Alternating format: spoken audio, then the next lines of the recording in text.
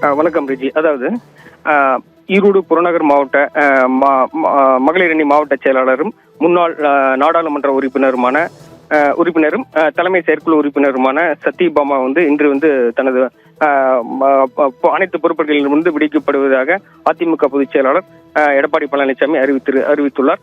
அதாவது முன்னாள் அமைச்சர் செங்கோட்டையனின் தீவிர ஆதரவாளரான சத்யபாமா தொடர்ந்து இருந்து வருகிறார்.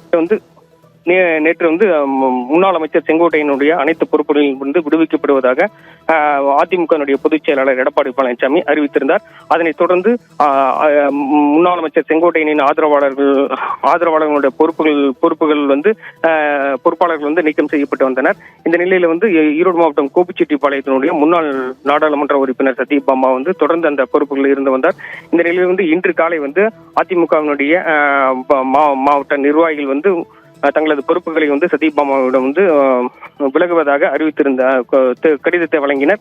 அதனைத் தொடர்ந்து அதாவது சத்யபாமனுடைய பொறுப்பை இன்று எடப்பாடி பழனிசாமி பொதுச் செயலாளர் எடப்பாடி பழனிசாமி நீக்கம் செய்து அறிவித்துள்ளார். அதனைத் தொடர்ந்து அதாவது கோபிச்செட்டிப்பாளையம் மற்றும் சுற்றுவட்டார பகுதியில் உள்ள முன்னாள் அமைச்சர் செங்கோட்டையனுடைய ஆதரவாளர்கள் தங்களது ராஜினாமா கடிதத்தை சத்யபாமாவிடம் வழங்கியிருந்தனர்.